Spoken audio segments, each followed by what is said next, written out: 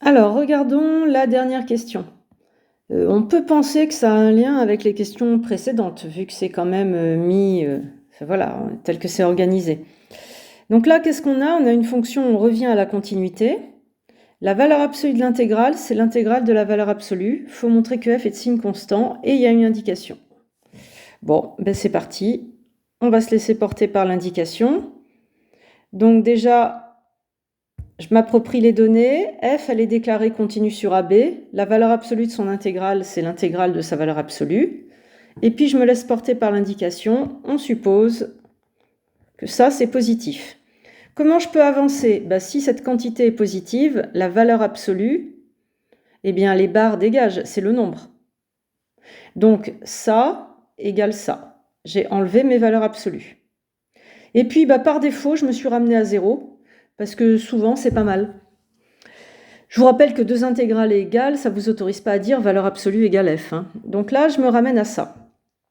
Et maintenant, comment connecter ça avec ce qu'on a vu avant? Eh bien là, j'ai l'intégrale d'une fonction, ici. Qu'est-ce que j'observe?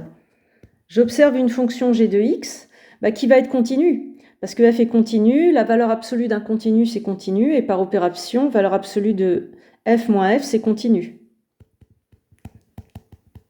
Donc ça, c'est continu sur AB. Et puis, c'est pas que ça, c'est positif, parce qu'un nombre est toujours inférieur ou égal à sa valeur absolue. Et positive. Donc en fait, ce que j'observe, c'est l'intégrale d'une fonction continue positive qui vaut 0.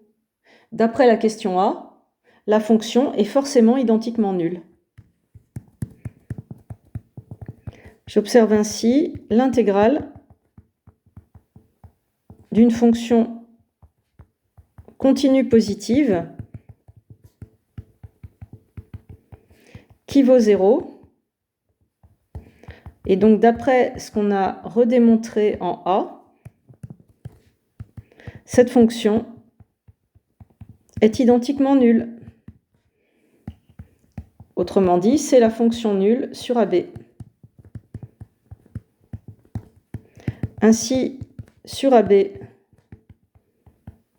valeur absolue de f de x moins f de x, c'est 0. Donc, valeur absolue de f de x égale f de x sur AB.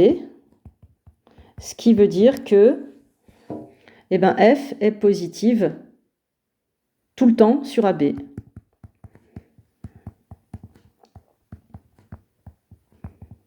Parce que quand la valeur absolue d'un nombre est égale au nombre lui-même, c'est que ici c'était positif. Et donc ça montre que f est de signe constant sur AB dans ce cas-là.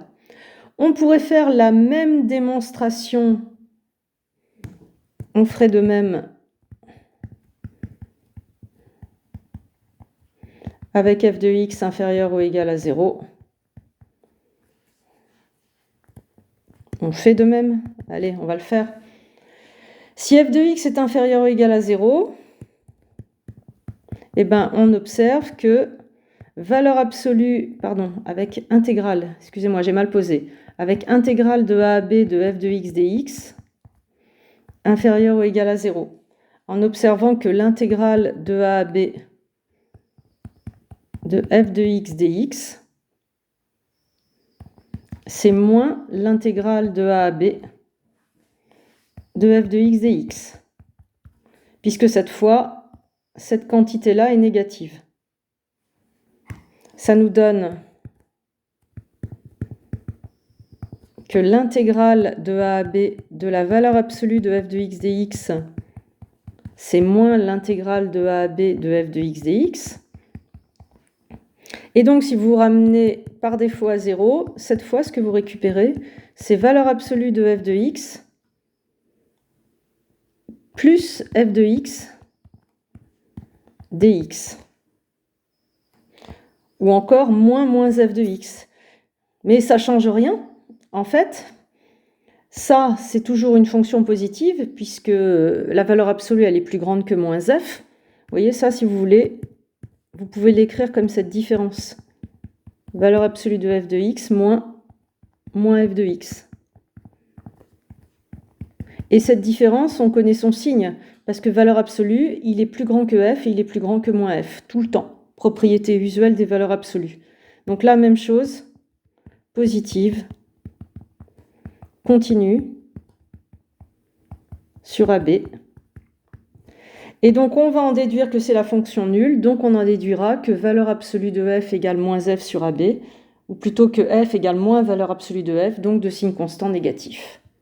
Je vous laisse terminer cette démonstration, mais voilà. Ça conclut eh bien, les vidéos et j'espère que ça vous aidera pour vos révisions. À bientôt, bon courage!